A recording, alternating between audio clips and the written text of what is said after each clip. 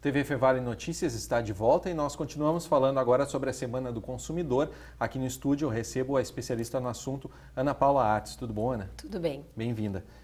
A gente queria falar um pouquinho então sobre a Semana do Consumidor. Vamos começar falando sobre, como a gente estava comentando agora no intervalo, o porquê de se existir uma Semana do Consumidor, né? A reflexão sobre o próprio ato de consumir, o quão importante é isso, né, na sociedade hoje.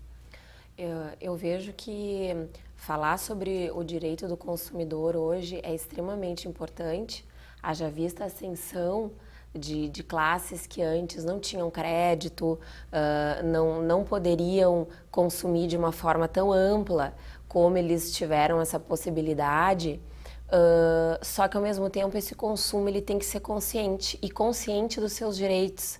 Então o Código de Defesa do Consumidor, a Lei 8.078 de 90, que já está há 15 anos, né, em vigência, não basta somente ter a lei, ou seja, as pessoas, os cidadãos, os consumidores, eles precisam ter uma maior clareza dos seus direitos até para poder fazer valer e exigir esses direitos.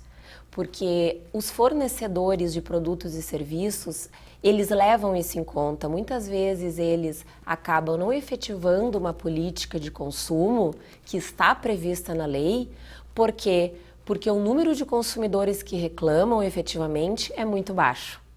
Certo. Bom, a gente está falando então de direitos e deveres do próprio consumidor.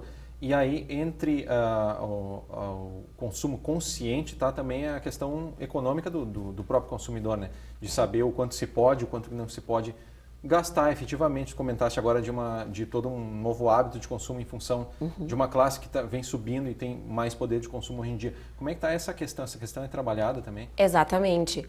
O Tribunal de Justiça do Rio Grande do Sul tem um projeto que se chama Superendividamento do Consumidor. É um projeto semelhante ao que se faz com uma empresa em recuperação judicial. Ou seja, é retirar esse consumidor super endividado, geralmente é um consumidor que ele não estava habituado a consumir, para ele poder sair dessa situação, pagar as suas dívidas de uma forma parcelada e poder voltar, né, a voltar a participar do mercado de consumo novamente. Certo, que isso prejudica tanto o próprio consumidor quanto os fornecedores. Os fornecedores. Então, geralmente é feita uma semana, né, no qual o Poder Judiciário, algumas comarcas específicas, chamam esses consumidores para tentar fazer acordos com os fornecedores. E como funciona esses acordos? Geralmente são muito positivos, né? Porque a pessoa também Exatamente. acaba pagando um pouco menos, porque o próprio fornecedor precisa receber, né? De certa forma, e aí tem um perdão de uma parte da dívida, né? Geralmente é abatido algumas multas, alguns juros, o parcelamento é bem maior do que se ele fosse fazer com o próprio fornecedor. Então, eu acredito que essa consciência vá nesse sentido também, de saber consumir e saber dos seus direitos.